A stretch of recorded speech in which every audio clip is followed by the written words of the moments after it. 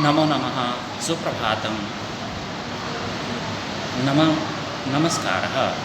आज संस्कृत के दूसरे पाठ के अध्ययन के लिए हम प्रयासरत हैं। रुचिरा भाग 2 जो 6 क्लास के लिए संस्कृत की बुक NCERT के द्वारा लगी गई है, उसी के पाठ 2 को हम पढ़ने जा रहे हैं। सर्वप्रथम यह कर्तव्यनिष्ठ है और ये आचार्य कुलविंदर के द्वारा प्रस्तुत किया गया है।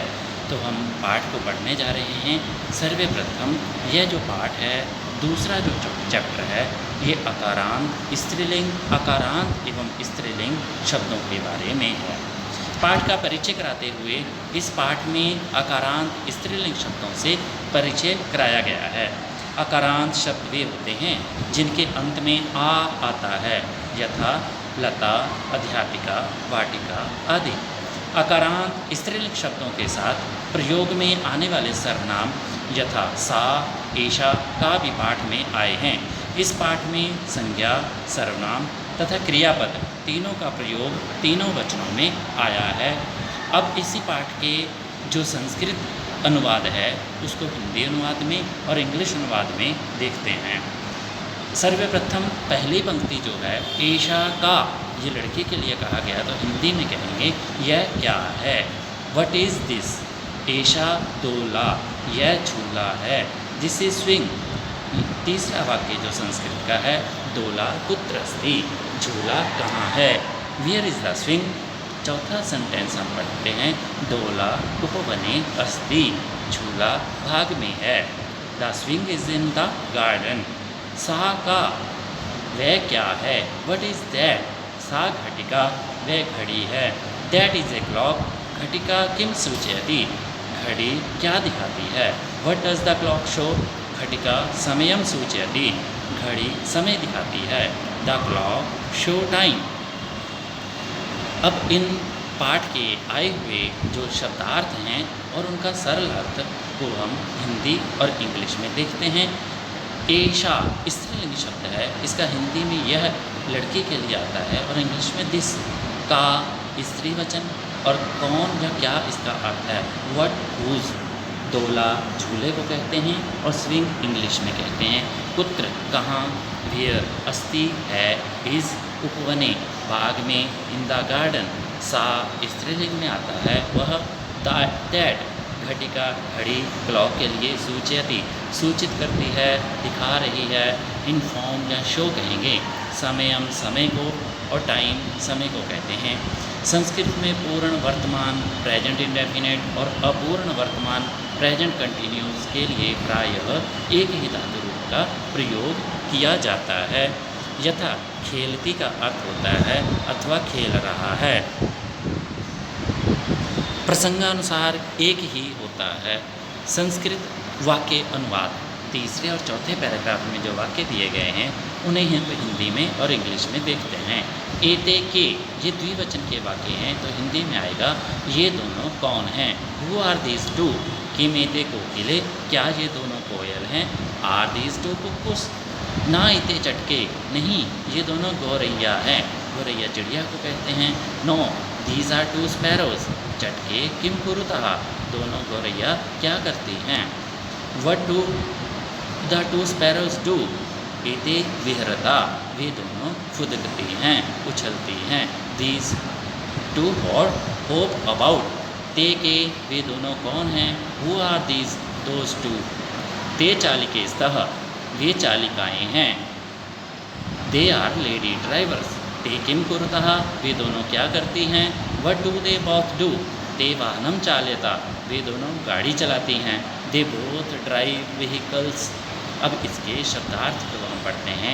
एते स्त्रीलिंग शब्द है, तो हिंदी में आएगा यह दोनों। दीज टू कोकिले, दो कोयले। टू कुक्कुस, चटके, दो चिड़ियाँ।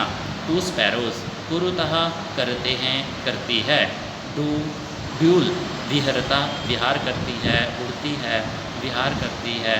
आर वॉकिंग, चालिके, दो महिला चालक। To female drivers. वाहनम, गाड़ी को कहते हैं। व्हीकल इंग्लिश में कहते हैं। के स्त्रीलिंग में कौन, दो। हु टू, ते स्त्रीलिंग में वे दोनों। दोज टू चालयता, स्त्रीलिंग में चलाती है, चला रही है। ड्राइव शब्द आ जाएगा। आगे संस्कृत के वाक्यों का हिंदी और इंग्लिश में अनुवाद फिर से देखते हैं, जो आगे दिए हुए बुक में या चैप्टर में दिए हुए वाक्य हैं। एताहा काहा, ये सब क्या हैं? What are all these? एता स्थालिकाहा, ये सब थालियाँ हैं। Are these are plates? किम एताहा गोलाकारः, क्या ये आकार में गोल हैं? Are these round in shape? आम एता गोलाकारा एव, हाँ यह सब गोल आकार वाली हैं। Yes all these are round shape. ता काहा, वे सब कौन हैं? Who are these? ताहा अजाहा, वे बकरियां हैं। These are goats. ताहा किम कुर्वन्ति, वे सब क्या कर रही हैं? What are they doing? ता चरंती, वे सब चर रही हैं। They are gazing. इसके शब्दार्थ के देखते हैं। एताहा स्त्रीलिंग शब्द हैं, यह सब। दीज काहा स्त्रीलिंग में कौन और क्या। वट हु स्थालिकाहा, थालियाँ को कहते हैं। प्लेट्स गोलाकारहा, गोल आकार वाली। राउंड शेप आम, हाँ यस ए ही ओनली। अजहा बकरियाँ, गोट्स। कुर्वन्ती करते हैं, करती है, बहुवचन। डू के लिए चरंती, चरते हैं, चरती है, ग्रेस। अब इसके आगे कुछ शब्दों के बारे में व्याकरण से संबंधित टिप्पणियों को देखते हैं। कहता है ध्यान दें, इन वाक्यों में बहुवचन का प्रयोग आया है और हमने सीखा अवधेयम संज्ञा, सर्वनाम तथा क्रियापद का रूप व प्रयोग तीनों वचनों में, जैसे एक वचन, द्विवचन, बहुवचन। संज्ञा पद में बालिका, बालिके, बालिकाः। सर्वनाम पद में सा, एषा, काः। ते, एते, के। ताः, एताः, काः। क्रियापद में लिखति, लिखतः, लिखन्ति। ध्यान दें दूसरे बॉक्स में संज्ञा व सर्वनाम शब्द का रूप उसके लिंग व वचन पर निर्भर करता है। क्रियापद के रूप में वचन के कारण रूपांतरण आता है, किंतु कर्तापद के लिंग का क्रियापद पर कोई प्रभाव नहीं होता। यथा सा लिखति, वैसे ही सा लिखति। वाक्यों में कर्ता में लिंग भेद के कारण क्रियापद में कोई अंतर नहीं होता। ये अभी कुछ वाक्यों का प्रयोग जहाँ पे एक्स्ट्रा दिया गया है उन्हें देखते हैं। एक वचन, द्विवचन और बहुवचन लाल रंग में लिखा गया है, जैसे कि सा या ईशा, का। ते, एते, के। एताः, काः। सा, एषा, बालिका। एते, बालिके। एताः, बालिकाः। बालिकाः किं कुर्वन्ति? बालिके किं कुरुतः? बालिकाः किं कुर्वन्ति? एक वचन, द्विवचन, बहुवचन। दूसरे वाले बॉक्स में अब लड़की के लिए कैसे कहते हैं? सा लिखति, ते लिखतः, ताः लिखन्ति। का लिखति, के लिखतः, का लिखन्ति। बालिका लिखति, बालिके लिखतः, बालिकाः लिखन्ति। आज के दिन में हमने संस्कृत के वाक्यों और उनकी ग्रामर के बारे में, व्याकरण के बारे में थोड़ा सा पढ़ा है। अब कर्तव्यनिष्ठ संस्कृत अध्ययन में आप सबका पुनः स्वागत है। अब हम पुनः अग्रिम पाठ को अग्रिम वीडियो में फिर से पढ़ेंगे, देखेंगे। आप इस संस्कृत को सीखने के लिए आप सबका पुनः धन्यवाद।